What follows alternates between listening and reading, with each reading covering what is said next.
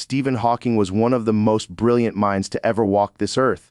And when I think about what it would have been like to sit down with him, to really get into the questions that define humanity, consciousness, the universe, and of course, religion, I feel like that's a conversation that could go on forever. But here's what I really want to know. What would Stephen Hawking say about Islam becoming the world's largest religion? Would he see it as humanity's greatest strength or our biggest limitation?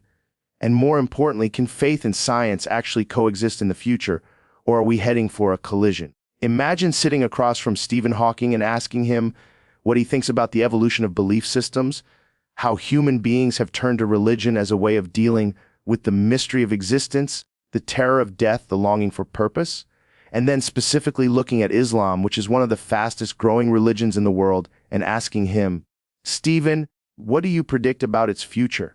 Now, obviously, I'm not Stephen Hawking, but I can take the kinds of things he's written, the kind of scientific rationalism he stood for, and bounce that against my own curiosities, my own experiences talking with people from all walks of life on my podcast, from physicists to imams to comedians to atheists, and really dive into it. Because here's the thing, human beings are meaning-making creatures.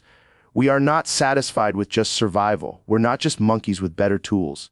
We're constantly asking, why? Why is there something instead of nothing? Why do I exist? Why does the universe exist? And religion has been humanity's attempt to answer that. Islam, like Christianity, Judaism, Hinduism, Buddhism, all of these are massive narratives, cosmic stories that tell us who we are and how we should live.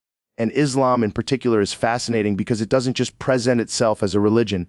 It presents itself as a complete system, a way of life, a structure for society, for economics, for family, for law. And when you look at the numbers, when you look at demographic trends, when you look at birth rates, conversion rates, Islam is set to become the largest religion on the planet in the coming decades. That's not speculation, that's statistical projection. And so if I'm talking to Stephen Hawking, I'd want to ask him, what does that mean for the future of humanity?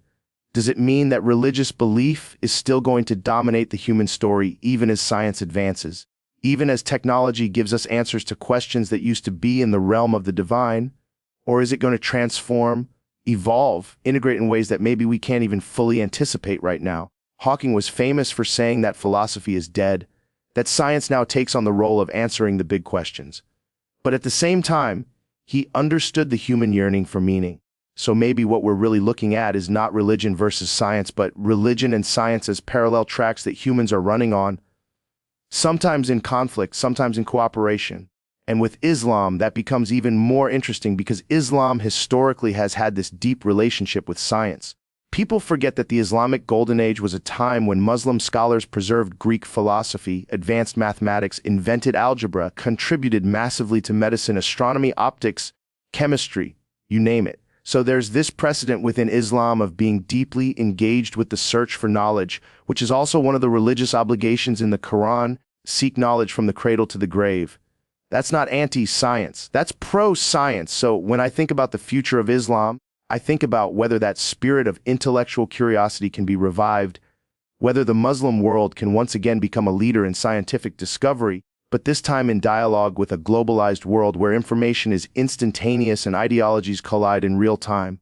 And when you start asking those questions about where Islam is heading in the future, you realize it's not just a religious question, it's a geopolitical one, a cultural one, a question of human identity in an age of machines and algorithms. Because think about it, as artificial intelligence continues to grow, as biotechnology allows us to edit genes, as space exploration expands our horizons, people are going to be confronted with realities that are so far beyond the imagination of people who lived just a few centuries ago. And yet, at the same time, the core human condition hasn't changed. We're born, we struggle, we love, we suffer, we die. Religion answers the heart as much as it answers the head. And that's why I think if Stephen Hawking were here, he might tell me that religion is not going to disappear. Because it's not just a theory about the world. It's an existential anchor. But then the fascinating question becomes, how does Islam, with its claim to finality of revelation, interact with the rapidly changing world of science and technology? You have people who argue that Islam is timeless, that its principles are eternal and can adapt to any circumstance. You have others who argue that Islam must be reinterpreted in light of modernity, that the jurisprudence, the interpretations need to evolve to deal with issues like genetic engineering, artificial intelligence, environmental collapse, colonization of Mars. And then you have critics who say religion in general is incompatible with the future, that it's going to hold us back. But here's what I've learned from talking to thousands of people from all kinds of backgrounds. Human beings don't easily let go of the sacred. Even the most hardcore atheists often find themselves talking about spirituality, about wonder, about awe when they look at the night sky or when they have a psychedelic experience. And Islam in particular offers a very clear map of meaning. It offers certainty in a world that feels chaotic. It offers discipline in a world that feels permissive. It offers community in a world that feels fragmented. That's powerful. That's why it resonates with so many people, especially in times of crisis. Now, if Stephen Hawking and I were having this conversation, I'd push him on what he thinks about the idea of inevitability. Because science often deals in probabilities, in laws that govern matter and energy. Religion often deals in destiny and inevitability. Islam teaches that the future is ultimately in God's hands, that history is unfolding according to a divine plan. But science tells us history is shaped by physical processes, by human choices, by randomness. So what happens when billions of people are living their lives according to the belief that there is a divine destiny, while at the same time building technologies that give them unprecedented control over their own future? That's the tension of the 21st century. And when I look at Islam, I see a religion that is growing not just in numbers, but in confidence. You have young Muslims around the world who are highly educated, who are tech-savvy, who are entering every field, from medicine to politics to engineering, and they're carrying their faith with them. They're not ashamed of it. In fact, many of them are more assertive than their parents. That means Islam is not going to fade away into the background. It's going to be part of the future conversation, whether people like it or not. And here's the kicker: in the West, where secularization is strong, people are starting to feel the emptiness of pure materialism. They're turning back to spirituality, sometimes through mindfulness, sometimes through psychedelics, sometimes through Christianity, but also through Islam. Conversions are happening, and not just because people marry into Muslim families, but because people are genuinely seeking structure, discipline, and meaning. That's something Stephen Hawking would have to grapple with if he were here. Because even though he was an atheist, he understood that the universe inspires awe, and awe is the gateway to spirituality. The question then is, does the future belong to a secular scientific worldview, or does it belong to a religious worldview? Or is it going to be some synthesis we haven't seen yet? My instinct tells me it's going to be a synthesis, because human beings are not going to abandon science, but they're also not going to abandon God. Islam might very well be at the heart of that synthesis, because it's one of the few religions that explicitly commands its followers to seek knowledge, to reflect on the signs of nature, to use reason alongside revelation. That's powerful. That's not something you can just brush off as outdated. And when I think about this synthesis, I can't help but imagine what it would mean for humanity if Islam leaned fully into that tradition of seeking knowledge. If Muslim societies became hubs of innovation again, but this time connected to a globalized world where information flows instantly. Imagine young Muslim scientists, engineers, philosophers, artists, all grounded in their faith, but also pushing the boundaries of human potential. That could redefine what modernity means. Because right now, when people talk about modernity, they usually mean westernization, secularization, the decline of religion. But what if the 21st century gives us a different model? A model where religion doesn't decline but transforms. Where Islam becomes not just a faith for individuals, but a framework that helps societies navigate the chaos of rapid change. That would be a kind of future Hawking probably wouldn't predict, because his worldview was deeply rooted in materialism, in the assumption that as science advances, religion retreats. But history doesn't always work in straight lines. Sometimes the thing everyone thinks is going to fade away comes back stronger. And I think that's what we're seeing with Islam. People are searching for meaning, and Islam provides a very structured, disciplined, universal vision of what life is. Now, if you zoom out and look at the demographic trends, it's undeniable. By the middle of this century, Islam is projected to be the largest religion in the world. That's billions of people. And billions of people believing in something changes history.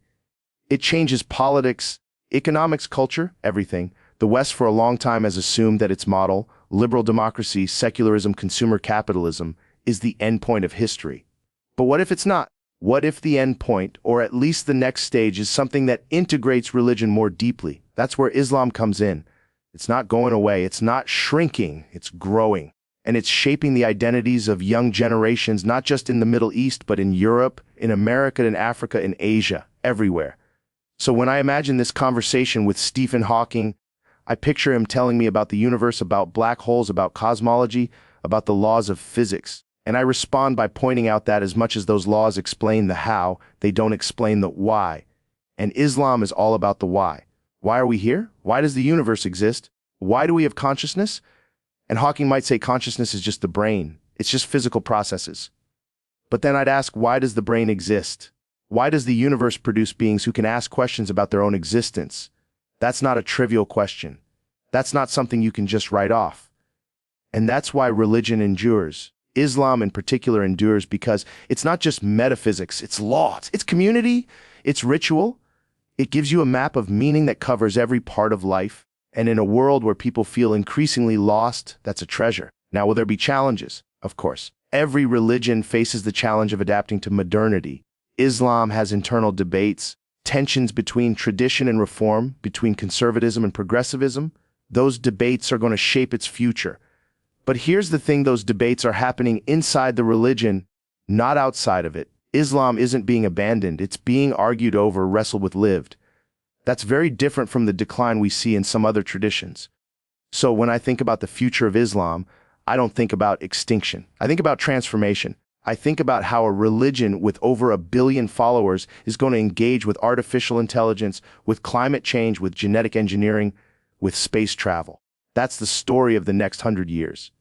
And honestly, I think it's going to surprise a lot of people who assume religion is just going to vanish. Hey guys, if this video made you think, even for a moment, hit that like button. Share it with someone who loves deep talks about science, spirituality, and the meaning of life. And don't forget to subscribe, because here we explore the questions that really matter. This channel isn't about quick takes or shallow debates. It's about exploring the universe inside and out, together. So thank you for watching, thank you for thinking, and remember, curiosity isn't the enemy of faith, it's the beginning of it. See you in the next one.